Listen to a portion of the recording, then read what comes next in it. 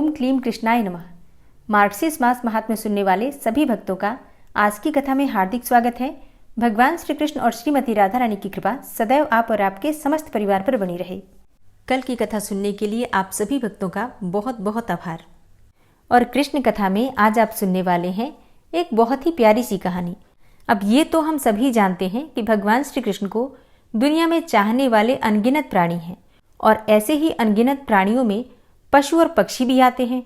और ऐसे ही पक्षी में शामिल था एक मोर। वो प्यारा सा मोर भगवान श्री कृष्ण का परम भक्त था। उस मोर को भगवान की ही भक्ति में लीन रहना अच्छा लगता था। अब एक दिन वो उड़ता हुआ गोकुल पहुंचा और जाकर श्री कृष्ण के घर के बाहर खड़ा हो गया और घर के अंदर आते जाते सबको देखता रहा। वह मोर श्री कृष्ण की एक झलक पाना चाहता था और श्री कृष्ण का आशीर्वाद भी पाना चाहता था। वो प्रत्येक दिन भगवान श्री कृष्ण के घर के बाहर जाता और कान्हा कान्हा की रट लगाता और एक ही भजन गाता था। मेरा कोई न सहारा बिन तेरे, गोपाल संवरिया मेरे। मेरा कोई न सहारा बिन तेरे, माँ बाप संवरिया मेरे। अब तो हर दिन उसकी ये आदत ही बन गई थी कि उसको कान्हा के घर के आगे जाकर ही बैठना है। कृष्ण हर दिन बाहर आना जाना करते, लेकिन पता नहीं क्या हो जाता था कि वो मोर को देख ही नहीं पाते थे। मोर हर दिन भजन गाता था, लेकिन श्री कृष्ण मानो जैसे उसके भजन को अनदेखा ही कर देते थे। अब तो वो मोर बहुत दुखी रहने लगा था। वो यही सोचता कि प्रभु उसको अनदेखा क्यों कर रहे हैं। उसने ऐसी कौन सी बड़ी गलती कर दी थी जिसके कारण भगवान उससे नाराज थे। अब पूरा 1 साल बीत गया था, लेकिन अब भी श्री कृष्ण ने मोर के भजन पर कोई प्रतिक्रिया नहीं दी थी। आखिरकार एक दिन मोर थक हार कर जोर जोर से रोने लगा, लेकिन उसकी सिसकती आवाज को भी किसी ने नहीं सुना। तभी वहां से एक मैना गुजर रही थी। उसने देखा कि मोर जोरों से रो रहा था। वो मोर के समीप पहुंची और पूछा, क्या हुआ भाई, तुम रो क्यों रहे हो? मोर ने मैना की तरफ देखा और कहा, अब मैं तुम्हें क्या बताऊं बहन, दरअसल मैं बहुत दुखी हो गया हूं। आज पूरा 1 साल हो गया है मुझे यहाँ आते हुए को, लेकिन श्री कृष्ण ने एक बार भी पलटकर नहीं देखा मुझे। पता नहीं क्या गलती की है मैंने। तब मैना ने कहा, भाई तुमने कोई गलती नहीं की है। मुझे पता है कि तुम बहुत दुखी हो। मुझे लगता है कि तुम्हारे दुख को राधा रानी ही दूर कर सकती हैं। चलो मैं तुम्हें राधा रानी के घर बरसाना लेकर चलती हूँ। फिर वो मोर और मैना बरसाना की ओर निकल पड़े। बरसाना पहुंचकर मोर और मैना राधा रानी के घर पहुंचे। राधा रानी के घर के बाहर आकर मैना ने राधा जी के लिए श्री राधे इस प्रकार से राधे राधे का जयकारा लगाया। लेकिन मोर तो ठहरा था कृष्ण भक्त। उसने भगवान श्री कृष्ण का वही भजन गाया, मेरा कोई न सहारा बिन तेरे, गोपाल संवरिया मेरे। मेरा कोई न सहारा बिन तेरे, माँ बाप संवरिया मेरे। अब जैसे ही राधा जी ने श्री कृष्ण का भजन सुना, वो भागी हुई दौड़ी हुई घर से बाहर आ गई। राधा जी ने मोर को अपने हाथों में उठा लिया और गले से लगा लिया। वो मोर को सहलाते हुए प्यार करने लगी। राधा रानी ने पूछा, मोर मोर, तुमने बहुत प्यारा भजन गाया। तुम कहाँ रहते हो और मेरे घर के आगे आकर गाने का कारण तो समझाओ। तब मोर बोला, राधा रानी, मैं कृष्ण जी का भक्त हूँ। मैं 1 साल से कान्हा के घर के बाहर भजन गा रहा हूँ, लेकिन उन्होंने मुझे एक बार भी नहीं देखा। यहाँ तक कि जब मुझे प्यास लगी तो भी उन्होंने मुझे पानी तक नहीं पिलाया। ऐसा कहते ही वो मोर फिर से रोने लगा। राधा रानी ने कहा, प्यारे मोर, तुम रो मत। अगर तुम्हें श्री कृष्ण का आशीर्वाद चाहिए तो तुम ऐसा करो कि तुम श्री कृष्ण के भजन की जगह राधा रानी का भजन गाकर देखो। हो सकता है ये सुनकर श्री कृष्ण खुद ही चलकर तुम्हारे पास आ जाए। मोर और मैना ने राधा रानी की बात को एकदम सही माना। अब वो दोबारा गोकुल की ओर उड़ चले। गोकुल में पहुंचकर फिर से वो भगवान श्री कृष्ण के घर के बाहर खड़ा हो गया और इस बार उसने राधा जी के कहने पर भगवान श्री कृष्ण का भजन नहीं बल्कि राधे राधे का जयकारा लगाया और राधे राधे का भजन गाया। जैसे ही राधा रानी के नाम का भजन भगवान श्री कृष्ण जी के कानों में पड़ा, श्री कृष्ण बाहर की ओर दौड़े चले आए और बाहर आते ही भगवान श्री कृष्ण ने मोर को अपने हाथों में उठाकर गले से लगा लिया और प्यार से पूछा, प्यारे मोर, तुम कहाँ से आए हो? क्या तुम बरसाना गांव से आए हो जो राधा रानी का इतना प्यारा भजन गा रहे हो? मोर ने कहा, हे भगवान, मैं तो गोकुल गांव से ही हूँ और मैं पिछले 1 साल से आपके यहाँ ही आ रहा हूँ और दिन भर आपके घर के आगे बैठकर आपके नाम का भजन गाता हूँ, लेकिन आपने मेरी तरफ एक बार गौर करके देखा भी नहीं है।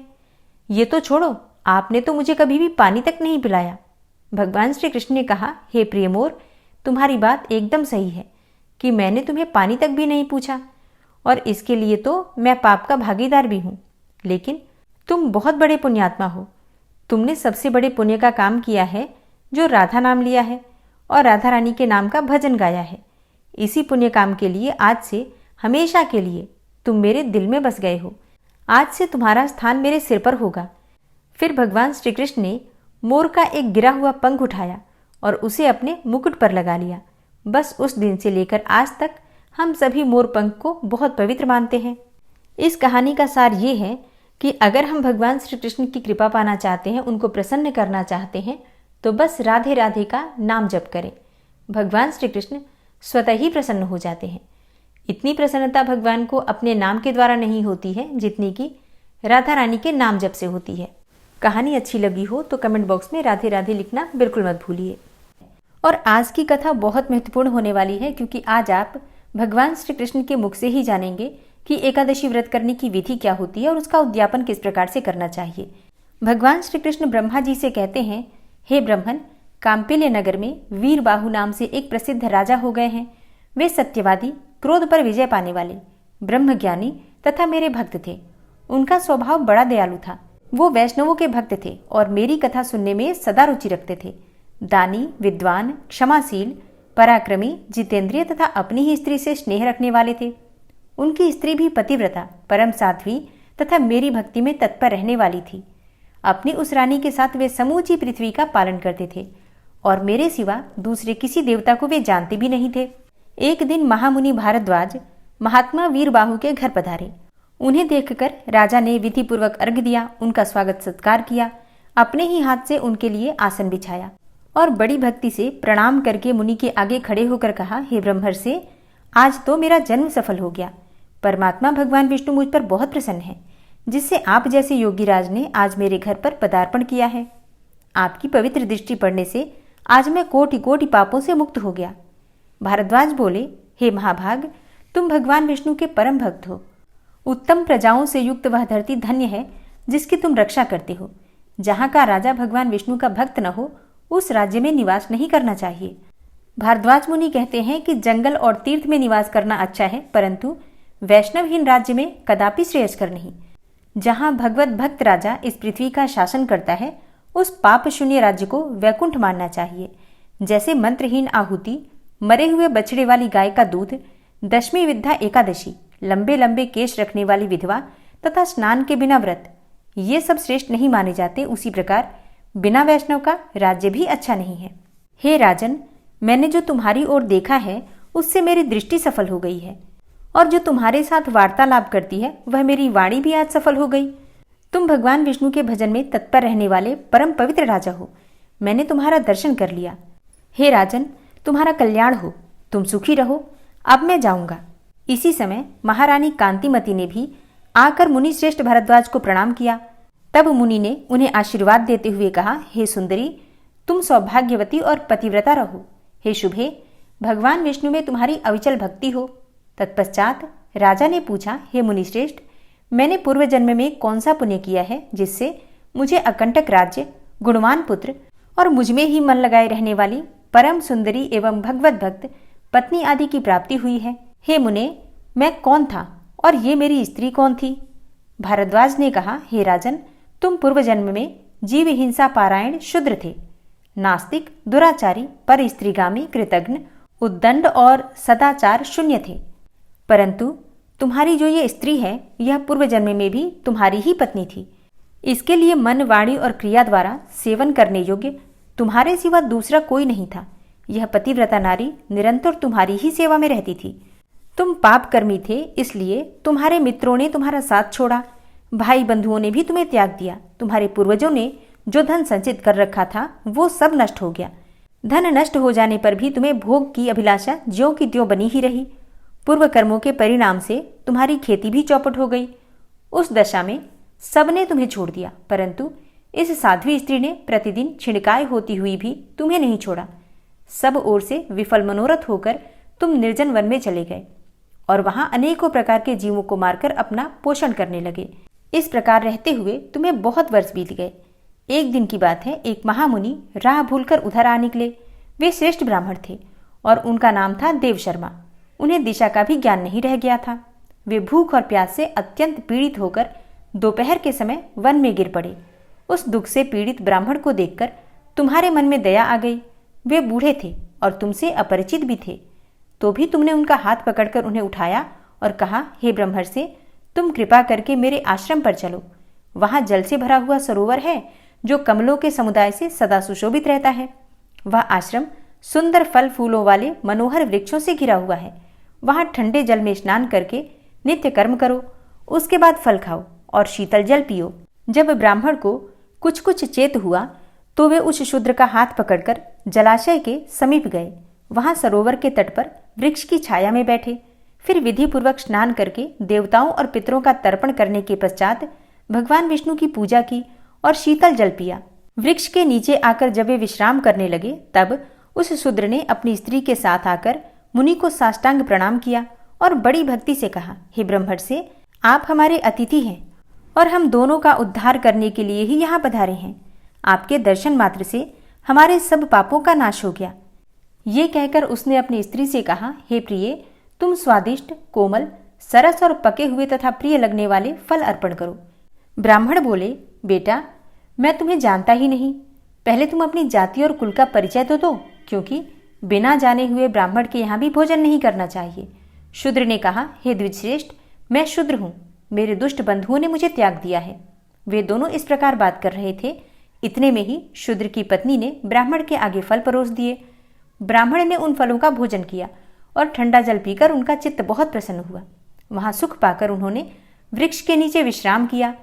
शूद्र ने भी अपने घर में जाकर अपनी पत्नी के साथ भोजन किया। फिर ब्राह्मण के समीप आकर कहा, हे मुनिश्रेष्ठ, आप कहाँ से इस निर्जन वन में आए हैं? ब्राह्मण ने उत्तर दिया, हे महाभाग, मैं ब्राह्मण हूँ और प्रयाग जाना चाहता हूँ। अपरिचित मार्ग से चलकर इस भयंकर वन में आ गया हूँ। तुमने आज मुझे जीवन दान दिया है, बोलो मैं तुम्हारा क्या उपकार करूं? शूद्र बोला, राजा भीम से सुरक्षित विदर्भ नगरी मेरा निवास स्थान है। मैं महाराष्ट्र प्रांत का रहने वाला हूँ। मेरी जाति शूद्र है। मैं सदा पाप में ही लगा रहा। अपने वर्ण धर्म को मैंने छोड़ दिया। फिर बंधुओं ने मुझे त्याग दिया और मैं इस वन में चला आया। यहाँ प्रतिदिन जीव हिंसा करके अपनी स्त्री के साथ जीवन निर्वाह करता हूँ। हे महामुने, अब इस पातक से मुझे अत्यंत खेद और वैराग्य हो गया है। हे प्रभु, मुझ पापी के ऊपर कुछ अनुग्रह कीजिए। हे द्विजश्रेष्ठ, मेरे किसी पुण्य कर्म के प्रभाव से ही आप यहाँ आए हैं। आप कृपा करके ऐसा उपदेश दें जिसके प्रभाव से मुझे अपनी पत्नी के साथ यमराज का दर्शन न करना पड़े। मैं भगवान विष्णु को छोड़कर और कुछ नहीं चाहता। देव शर्मा ने कहा, हे शूद्र, सहसा तुम्हारे मन में भगवान विष्णु के ऊपर जो ऐसी पूर्ण श्रद्धा बुद्धि हुई है, इससे तुम तीर्थ और व्रत के बिना ही करोड़ों पापों से मुक्त हो गए। आतिथ्य सत्कार और भक्ति से तुम्हें भगवान विष्णु का पद भी प्राप्त हुआ। यूं कहकर देव शर्मा ब्राह्मण तीर्थराज प्रयाग को चले गए। हे राजन, तुमने जो कुछ पूछा था वो सब मैंने तुमसे कह सुनाया। अपने पूर्व जन्म का वृतांत सुनकर राजा बोले, हे ब्राह्मण, संपूर्ण एकादशी की उत्तम विधि का उपदेश कीजिए, जिससे कि भगवान विष्णु की प्रसन्नता प्राप्त हो। ऋषि ने कहा, हे नृपश्रेष्ठ, मार्गशीर्ष आदि महीनों में सभी द्वादशी तिथियों को कल्याणमय अखंड एकादशी व्रत का पालन करना चाहिए। दशमी को नक्त व्रत करें, एकादशी को दिन में और रात्रि में भी उपवास करें तथा द्वादशी को पारणा के रूप में केवल एक बार ही भोजन करें। इसे अखंडा एकादशी कहते हैं।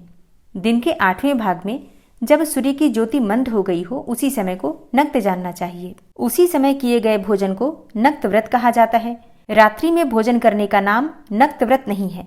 कांसे के बर्तन में भोजन करना उड़द, मसूर, चना, कोदो, साग, शहद, दूसरे का अन्न, दोबारा भोजन और मैथुन, इन 10 वस्तुओं का त्याग विष्णु भक्त मनुष्य दशमी तिथि से ही कर दे। बार बार जलपान, हिंसा, अपवित्रता, असत्य भाषण, पान चबाना, दातुन करना, दिन में सोना, मैथुन सेवन, जुआ खेलना, रात में सोना और पतित मनुष्यों से वार्तालाप करना। विष्णु भक्त पुरुष इन 11 बातों को एकादशी के दिन त्याग दे। एकादशी को भगवान से प्रार्थना करें कि हे केशव, आज आपकी प्रसन्नता के लिए मेरे द्वारा दिन और रात में संयम नियम का पालन हो। मेरी सोई हुई इंद्रियों के द्वारा यदि स्वप्न में भी कोई विकलता, भोजन या मैथुन की क्रिया हो जाए अथवा मेरे दांतों के अंदर यदि पहले से अन्न सटा हो तो हे पुरुषोत्तम, इन सब बातों को क्षमा कीजिए। पापों से उपावृत अर्थात निवृत्त होकर जो गुणों के साथ वास किया जाए उसी को उपवास समझना चाहिए। शरीर को सुखा डालने का नाम उपवास नहीं है। पहले कही हुई 10 बातें तथा पराया अन्न, शहद और शरीर में तेल मलना आदि कार्य द्वादशी के दिन विष्णु भक्त पुरुष न करें। फिर द्वादशी आने पर भगवान से इस प्रकार प्रार्थना करें कि हे भगवान गरुड़ध्वज, आज सब पापों का नाश करने वाली पुण्यमयी पवित्र द्वादशी तिथि मेरे लिए प्राप्त हुई है। इसमें मैं पारण करूंगा, आप प्रसन्न होइए। तदनंतर ब्राह्मणों को भोजन कराकर स्वयं भोजन करें। इस विधि से जब तक वर्ष की समाप्ति हो तब तक विद्वान पुरुष एकादशी व्रत करता रहे और वर्ष पूरा होने पर उसका उद्यापन करें। एकादशी व्रत का उद्यापन किस प्रकार से किया जाता है ये आप कल की कथा में सुनेंगे। श्री राधा कृपा कटाक्ष स्तोत्र। मुनीन्द्र वृंद वंदिते त्रिलोक शोक हारिणी प्रसन्न वक्त्र पंकजे निकुंज भूविलासिनी व्रजेन्द्र भानुनंदिनी व्रजेन्द्र सूनु संगते कदा करिष्यसि मां कृपा कटाक्ष भाजनम्। अशोक वृक्ष वल्लरी वितान मंडपस्थिते प्रवाल बाल पल्लव प्रभारुणांध्रि कोमले वराभय स्फुरत्करे प्रभूत संपदालये कदा करिष्यसि मां कृपा कटाक्ष भाजनम्।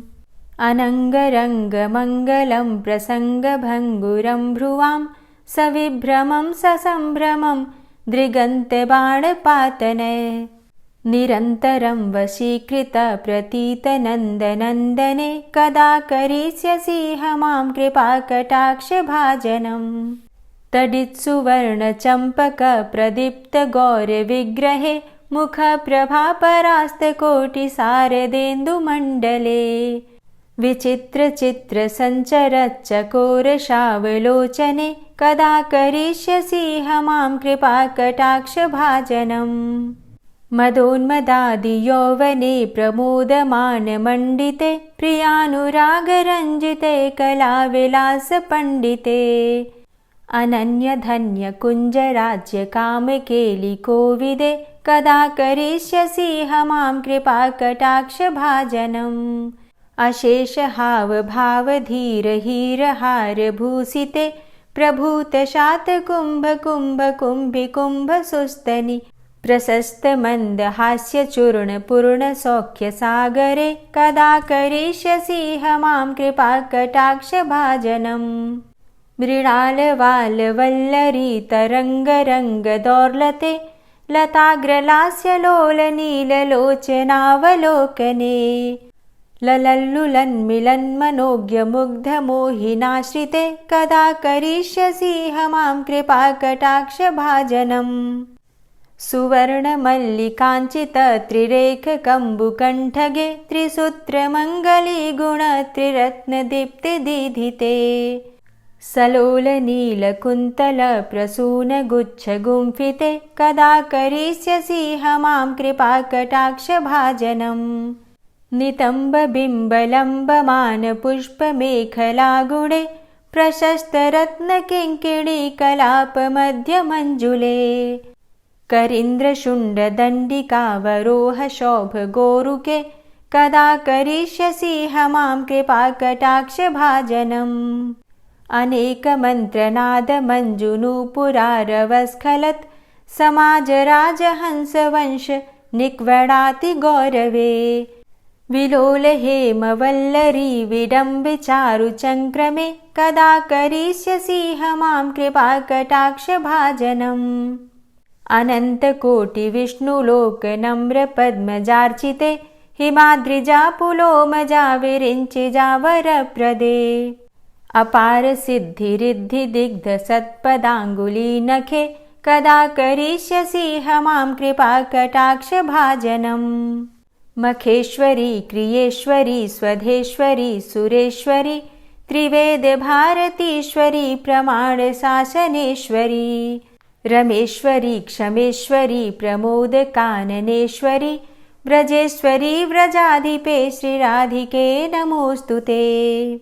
इति ममद्भुतं स्तवं निशम्य भानुनन्दिनी करोतु सन्ततं जनं कृपाकटाक्षभाजनम्। भवेत्तदैव सञ्चित त्रिरूपकर्मनाशनं लभेत्तदा ब्रजेन्द्रसूनुमण्डलप्रवेशनम्। जय जय श्री राधे, जय जय श्री राधे। गजेंद्र मोक्ष पाठ।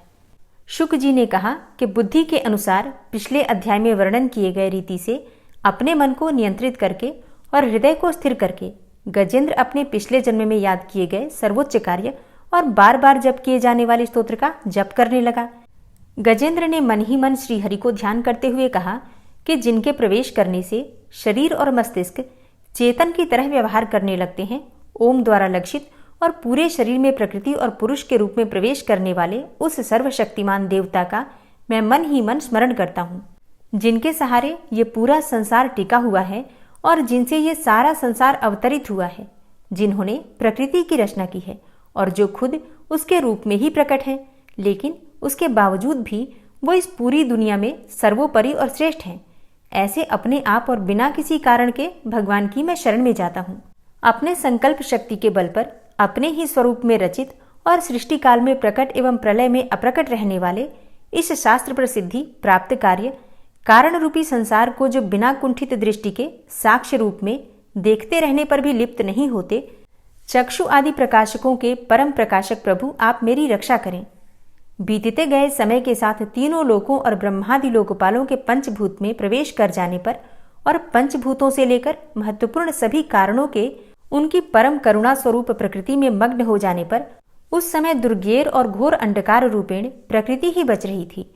उस अंधकार से परे अपने परम धाम में जो सर्वव्यापी भगवान सभी दिशाओं में प्रकाशित होते रहते हैं, वो भगवान मेरी रक्षा करें। विभिन्न नाट्य रूपों में अभिनय करने वाले और उस अभिनेता के वास्तविक स्वरूप को जिस प्रकार से साधारण लोग भी नहीं जान पाते, उसी तरह से सत्व प्रधान देवता और महर्षि भी जिनके स्वरूप को नहीं जान पाते, ऐसे में कोई साधारण प्राणी उनका वर्णन कैसे कर सकता है। ऐसे दुर्गम चरित्र वाले भगवान मेरी रक्षा करें।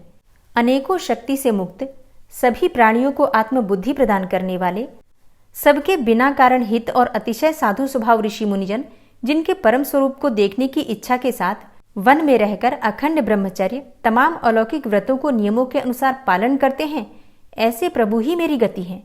वह जिनका हमारी तरह न तो जन्म होता है और न जिनके द्वारा अहंकार प्रेरित कर्म ही होते हैं, जिनके निर्गुण स्वरूप का न तो कोई नाम है और न रूप ही है, फिर भी समय के अनुसार जगत की सृष्टि एवं प्रलय के लिए स्वेच्छा से जन्म आदि को स्वीकार करते हैं, उन अनंत शक्ति संपन्न परम ब्रह्म परमेश्वर को नमस्कार है।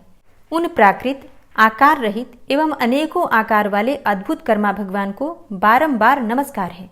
स्वयं प्रकाशित सभी साक्ष्य परमेश्वर को मेरा शत शत नमन है। वैसे देव जो मन वाणी और चित्तवृत्तियों से परे हैं, उन्हें मेरा बारंबार नमस्कार है। विवेक से परिपूर्ण पुरुष के द्वारा सभी सत्व गुणों से परिपूर्ण, निवृत्ति धर्म के आचरण से मिलने योग्य और मोक्ष सुख की अनुभूति रूपी भगवान को मेरा नमस्कार है। सत्व गुण को स्वीकार करके शांत, रजोगुण को स्वीकार करके घोर एवं तमोगुण को स्वीकार करके मूढ़ से प्रतीत होने वाले भेद रहित, अतएव सदा समभाव से स्थित ज्ञानघन प्रभु को मेरा नमस्कार है। शरीर इंद्रिय आदि के समुदाय रूप संपूर्ण पिंडों के ज्ञाता, सबके स्वामी एवं साक्षी रूप प्रभु को मेरा नमस्कार है। सबके अंतर्यामी, प्रकृति के भी परम कारण किंतु स्वयं कारण रहित प्रभु को नमस्कार है। संपूर्ण इंद्रियों एवं उनके विषयों के ज्ञाता, समस्त प्रतीतियों के कारण रूप संपूर्ण जड़ प्रपंच एवं सबकी मूलभूता अविद्या के द्वारा सूचित होने वाले तथा संपूर्ण विषयों में अविद्या रूप से भासने वाले प्रभु को मेरा नमस्कार है। सबके कारण किंतु स्वयं कारण रहित तथा कारण होने पर भी परिणाम रहित होने के कारण अन्य कारणों से विलक्षण कारण आपको बारंबार नमस्कार है। संपूर्ण वेदों एवं शास्त्रों के परम तात्पर्य, मोक्ष रूप एवं श्रेष्ठ पुरुषों की परम गति भगवान को नमस्कार है। जो त्रिगुण रूप काष्ठों में छिपे हुए ज्ञान रूप अग्नि है, उक्त गुणों में हलचल होने पर जिनके मन में सृष्टि रचने की बाह्य वृत्ति जागृत हो उठती है तथा आत्मतत्व की भावना के द्वारा विधि निषेध रूप शास्त्र से ऊपर उठे हुए ज्ञानी महात्माओं में जो स्वयं प्रकाशित हो रहे हैं, उन प्रभु को मैं नमस्कार करता हूँ। मुझ जैसे शरणागत पशु तुल्य अर्थात अविद्याग्रस्त जीवों की अविद्या रूप फांसी को सदा के लिए पूर्ण रूप से काट देने वाले अत्यधिक दयालु एवं दया करने में भी कभी आलस्य न करने वाले नित्य मुक्त प्रभु को नमस्कार है। अपने अंश से संपूर्ण जीवों के मन में अंतर्यामी रूप से प्रकट होने वाले सर्वनियंता अनंत परमात्मा आपको नमस्कार है। शरीर, पुत्र, मित्र, घर, संपत्ति एवं कुटुंबियों में आसक्त लोगों के द्वारा कठिनता से प्राप्त होने वाले तथा मुक्त पुरुषों के द्वारा अपने हृदय में निरंतर चिंतित ज्ञान स्वरूप सर्वसमर्थ भगवान को नमस्कार है। जिन्हें धर्म, अभिलाषित भोग, धन तथा मोक्ष की कामना से भजने वाले लोग अपनी मनचाही गति पा लेते हैं, अपितु जो उन्हें अन्य प्रकार के अयाचित भोग एवं अविनाशी पार्षद शरीर भी देते हैं, वे अतिशय दयालु प्रभु मुझे इस विपत्ति से सदा के लिए उबार लें। जिनके अनन्य भक्त जो वस्तुतः एकमात्र उन भगवान के ही शरण हैं, धर्म, अर्थ आदि किसी भी पदार्थ को नहीं चाहते, अपितु उन्हीं के परम मंगलमय एवं अत्यंत विलक्षण चरित्रों का गान करते हुए आनंद के समुद्र में गोते लगाते रहते हैं, उन अविनाशी, सर्वव्यापक, सर्वश्रेष्ठ ब्रह्मादि के भी नियामक अभक्तों के लिए प्रकट होने पर भी भक्ति योग द्वारा प्राप्त करने योग्य, अत्यंत निकट होने पर भी माया के आवरण के कारण अत्यंत दूर प्रतीत होने वाले, इंद्रियों के द्वारा अगम्य तथा अत्यंत दुर्विज्ञेय, अंतरहित किंतु सबके आदि कारण एवं सब ओर से परिपूर्ण उन भगवान की मैं स्तुति करता हूँ। ब्रह्मा आदि समस्त देवता, चारों वेद तथा संपूर्ण चराचर जीव नाम और आवृत्ति भेद से जिनके अत्यंत क्षुद्र अंश के द्वारा रचे गए हैं, जिस प्रकार प्रज्वलित अग्नि से लपटे तथा सूर्य से किरणें बार बार निकलती हैं और पुनः अपने कारण में ही लीन हो जाती हैं, उसी प्रकार बुद्धि, मन, इंद्रिय और नाना योनियों के शरीर, यह गुणमय प्रपंच जिन स्वयं प्रकाश परमात्मा से प्रकट होता है और पुनः उन्हीं में लीन हो जाता है, वे भगवान न तो देवता हैं और न असुर, न मनुष्य हैं न तिर्यक अर्थात मनुष्य से नीची, पशु, पक्षी आदि किसी भी योनि के प्राणी हैं, न वे स्त्री हैं और न पुरुष हैं और ना ही नपुंसक हैं, न वे ऐसे कोई जीव हैं जिनका इन तीनों ही श्रेणियों में समावेश हो सके, न वे गुण हैं, न कर्म है, न कार्य है और न तो कारण ही है। सबका निषेध हो जाने पर जो कुछ बच रहता है वही उनका स्वरूप है और वे ही सब कुछ हैं। ऐसे भगवान मेरे उद्धार के लिए आविर्भूत हों। मैं इस ग्राह के चंगुल से छूटकर जीवित नहीं रहना चाहता, क्योंकि भीतर और बाहर सब ओर से अज्ञान से ढके हुए इस हाथी के शरीर से मुझे क्या लेना है। मैं तो आत्मा के प्रकाश को ढक देने वाले उस अज्ञान की निवृत्ति चाहता हूँ, जिसका कालक्रम से अपने आप नाश नहीं होता, अपितु भगवान की दया से अथवा ज्ञान के उदय से ही होता है। इस प्रकार मोक्ष का अभिलाषी मैं विश्व के रचयिता, स्वयं विश्व के रूप में प्रकट तथा विश्व से सर्वथा परे, विश्व को खिलौना बनाकर खेलने वाले, विश्व में आत्मरूप से व्याप्त, अजन्मा, सर्वव्यापक एवं प्राप्ति वस्तुओं में सर्वश्रेष्ठ भी भगवान को केवल प्रणाम ही करता हूँ, उनकी शरण में हूँ। जिन्होंने भगवत भक्ति रूप योग के द्वारा कर्मों को जला डाला है, वे योगी लोग उसी योग के द्वारा शुद्ध किए हुए अपने हृदय में जिन्हें प्रकट हुआ देखते हैं, उन योगेश्वर भगवान को मैं नमस्कार करता हूँ। जिनकी त्रिगुणात्मक अर्थात सत्व, रज, तम रूप शक्तियों का राग रूप वेग असह्य है, जो संपूर्ण इंद्रियों के विषय रूप में प्रतीत हो रहे हैं, तथापि जिनकी इंद्रियां विषयों में ही रची पची रहती हैं, ऐसे लोगों को जिनका मार्ग भी मिलना असंभव है, उन शरणागत रक्षक एवं अपार शक्तिशाली आपको बार बार नमस्कार है। जिनकी अविद्या नामक शक्ति के कार्यरूप अहंकार से ढके हुए अपने स्वरूप को यह जीव जान नहीं पाता, उन अपार महिमा वाले भगवान की मैं शरण में आया हूँ।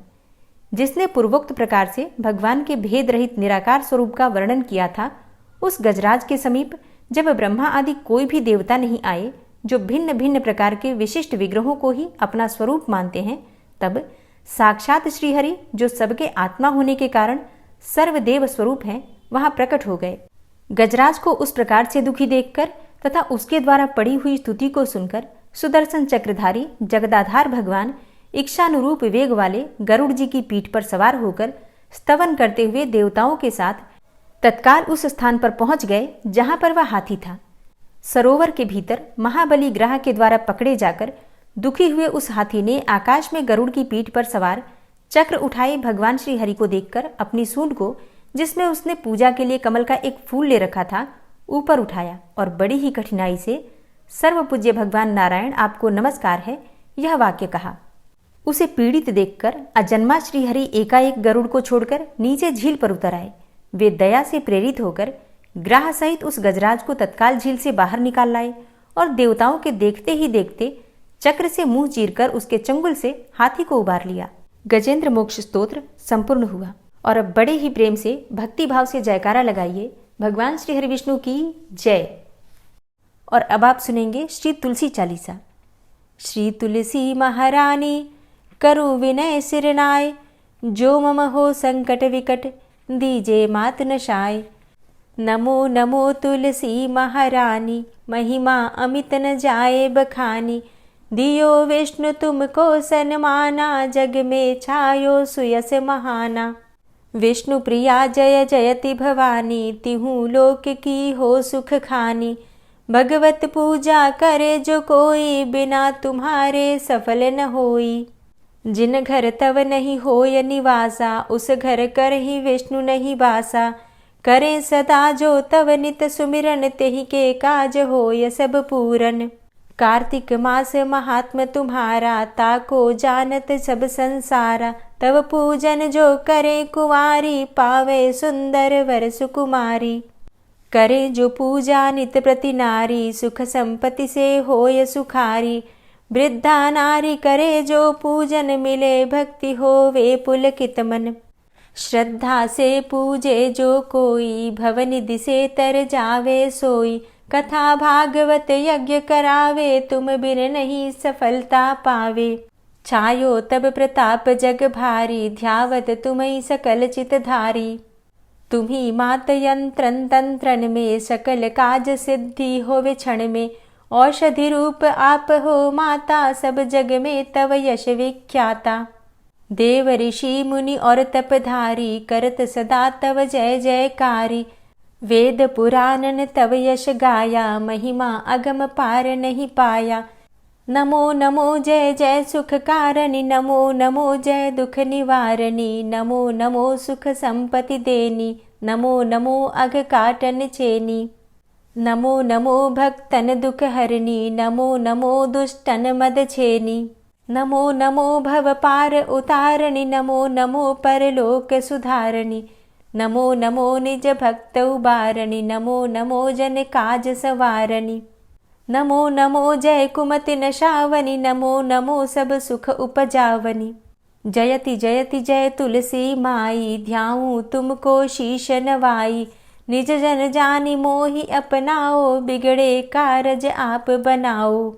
करूं विनय मैं मात तुम्हारी, पूर्ण आशा करहु हमारी।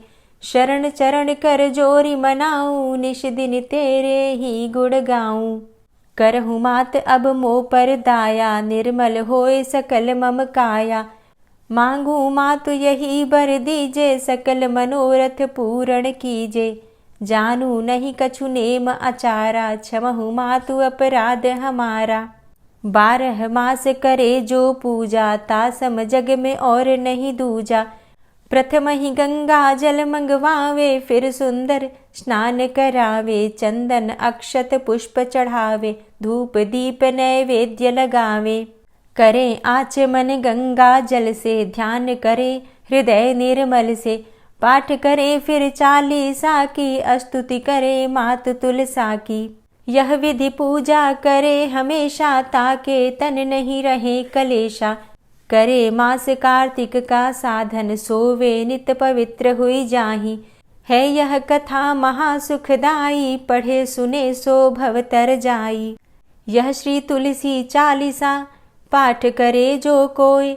गोविंद सो फल पावही, जो मन इच्छा होय। तुलसी चालीसा संपूर्ण।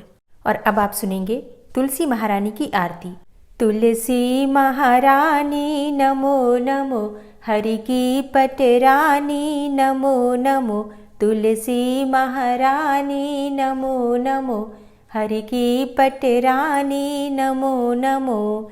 धन्य तुलसी पूर्ण तप कीनो, धन्य तुलसी पूर्ण तप कीनो। शालिग्राम की बनी पटरानी नमो नमो। तुलसी महारानी नमो नमो, हरि की पटरानी नमो नमो। जाके पत्र मंजरी कोमल, जाके पत्र मंजरी कोमल, श्रीपति कमल चरण लपटानी नमो नमो, हरि की पटरानी नमो नमो। तुलसी महारानी नमो नमो। धूप दीप नैवेद्य आरती, धूप दीप नैवेद्य आरती, पुष्पन की वर्षा बरसानी नमो नमो, हरि की पटरानी नमो नमो। तुलसा महारानी नमो नमो। 56 भोग 36 व्यंजन, 56 भोग 36 व्यंजन, बिन तुलसा हरि एक न मानी नमो नमो। तुलसी महारानी नमो नमो, हरि की पटरानी नमो नमो। सभी सखी मैया तेरो यश गावे, सभी सखी मैया तेरो यश गावे, भक्ति दान दीजे महारानी नमो नमो। तुलसा महारानी नमो नमो, हरि की पटरानी नमो नमो। नमो नमो तुलसा महारानी, नमो नमो तुलसी महारानी। तुलसी महारानी नमो नमो, हरि की पटरानी नमो नमो। तुलसी महारानी नमो नमो, हरि की पटरानी नमो नमो। प्रेम से बोलिए तुलसी मैया की जय। तो दोस्तों, उम्मीद करती हूँ आज की वीडियो आपको ज़रूर पसंद आई होगी। अगर वीडियो पसंद आई हो तो वीडियो को लाइक ज़रूर कीजिए, अगर संभव हो तो वीडियो को शेयर भी कीजिए। और चैनल पर पहली बार आए हैं, अगर अभी तक आपने चैनल को सब्सक्राइब नहीं किया है तो आज की वीडियो अगर आपको अच्छी लगे तो चैनल को सब्सक्राइब करके बेल आइकन को ज़रूर प्रेस कर लीजिए। इससे ये होगा कि इस चैनल पर जो भी नई वीडियो अपलोड होंगी उनकी नोटिफिकेशन आपको सही समय पर प्राप्त होगी। मिलती हूँ मैं आपसे अगली वीडियो में, तब तक के लिए जय श्री राधे।